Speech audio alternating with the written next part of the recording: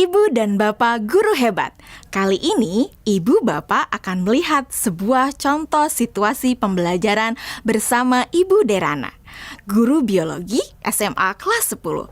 Karena situasi sedang pandemi, Ibu Derana melakukan pembelajaran menggunakan metode flip learning. Flip learning adalah model pembelajaran di mana sebelum pertemuan daring dengan guru, murid diminta untuk mempelajari materinya terlebih dahulu secara mandiri. Mari kita lihat bagaimana Ibu Derana mengelola pembelajarannya.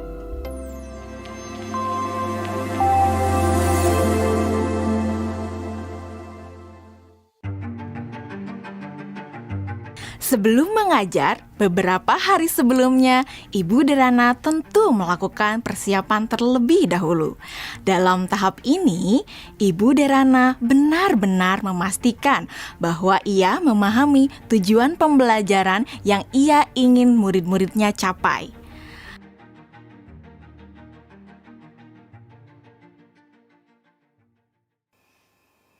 Kemudian, Ibu Derana mempersiapkan bahan dan sumber belajar yang berusaha ia sesuaikan dengan kebutuhan belajar murid-muridnya. Ia menyiapkan beberapa buku, salinan artikel koran, video-video yang semuanya berkaitan dengan materi yang akan dipelajari murid-muridnya. Semua bahan belajar tersebut ia letakkan di Google Drive dan nantinya akan dapat diakses oleh murid-muridnya melalui Google Classroom. Ibu Derana lalu mengkomunikasikan kepada murid-murid melalui WhatsApp group untuk mengingatkan mereka mengakses Google Classroom mereka. Tahapan ini dilakukan sebelum Ibu Derana bertemu dengan murid-murid di Google Meet. Derana melakukan pertemuan secara sinkron dengan murid-murid melalui Google Meet. Selamat pagi anak-anak. Oke, senang sekali ya kita sudah bisa bertemu kembali pada sesi sinkron hari ini. Sebelumnya, Ibu mau terima kasih ya sama kalian karena kalian sudah belajar secara mandiri dari rumah melalui materi yang Ibu masukkan di Google Classroom. Nah, kalian sudah mempelajari semua yang ada di Google Classroom? Sudah. Oke. Jadi anak-anak, pada pertemuan sinkron hari ini, kita akan mempelajari lebih dalam lagi mengenai keanekaragaman hayati. Ibu akan sharing beberapa pelajarannya ke kalian ya.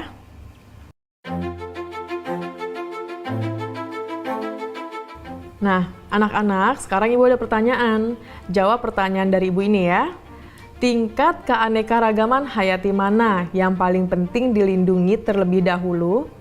Mengapa demikian? Keanekaragaman hayati karena ada sumber daya alam tersebut sudah dipastikan lebih terjamin, Bu. Kesehatannya juga fungsinya juga sumber daya alam hayati ini juga lebih sering digunakan dibandingkan dengan sumber daya alam non hayati karena lebih terjamin. Seperti itu, Bu, jawaban dari saya. Oke, jawabannya bagus sekali itu ya. Itu lengkap banget jawabannya. Yang lain sudah mendengarkan dan sudah memahami apa jawaban dari Dwi Melati? Sudah, Bu. Oke, sekarang kita lanjut ke pertanyaan selanjutnya ya anak-anak ya. Kapan terancamnya keanekaragaman hayati ekosistem dapat mengancam keanekaragaman hayati spesies dan genetis? Dan kenapa jawabannya seperti itu? Kalian bisa menjawab pertanyaannya melalui kolom chat ya. Selama sesi sinkron, Ibu Derana memberikan pertanyaan-pertanyaan lainnya. Genetis. Dan kenapa jawabannya seperti itu? Kalian bisa menjawab pertanyaannya melalui kolom chat ya. Selama sesi sinkron, Ibu Derana memberikan pertanyaan-pertanyaan lainnya yang dapat memperkaya materi dan pemahaman murid akan konsep. Di akhir pembelajaran, Ibu Derana memberikan murid tantangan untuk menganalisis ancaman pada satu lokasi di wilayah Indonesia yang membawa dampak negatif bagi 3 tingkatan keanekaragaman hayati. Berikut rekomendasi penanganannya. Yusuf, silakan. Tugasnya dibuat dalam bentuk apa, Bu? Apakah boleh dalam bentuk infografis? Oke, ada lagi yang mau ditanyakan? Yang lain ada yang mau bertanya? Nadia. Oke, silakan pertanyaannya apa Nadia? Apakah boleh dalam bentuk poster juga, Bu? Kalian boleh memilih bagaimana cara kalian menunjukkan pemahaman kalian. Bisa melalui video, poster, tulisan, dan sebagainya. Iya, Bu, izin bertanya. Ya, Lokasinya yang dipilih gimana ya, Bu? Apakah ada ketentuan-ketentuan khusus?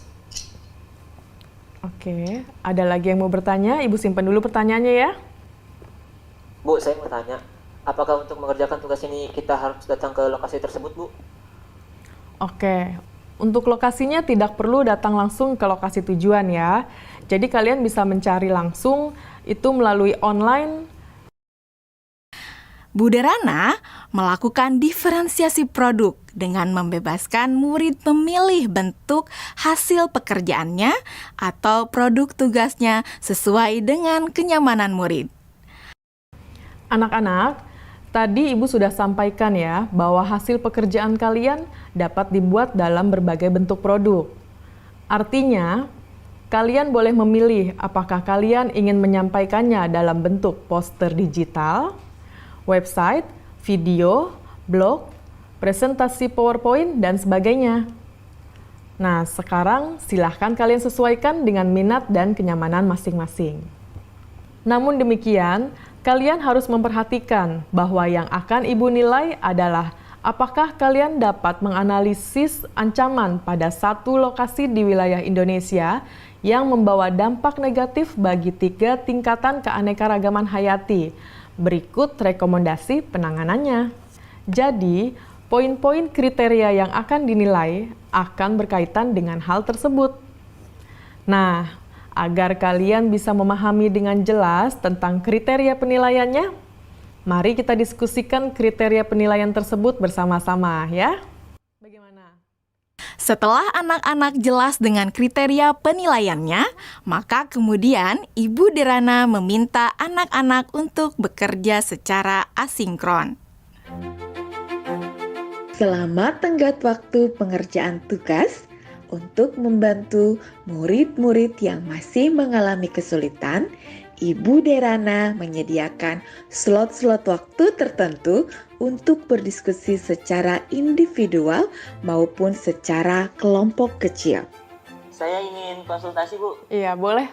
Bu Derana memberikan waktu kepada murid-murid lainnya untuk dapat mengkonsultasikan draft yang mereka buat.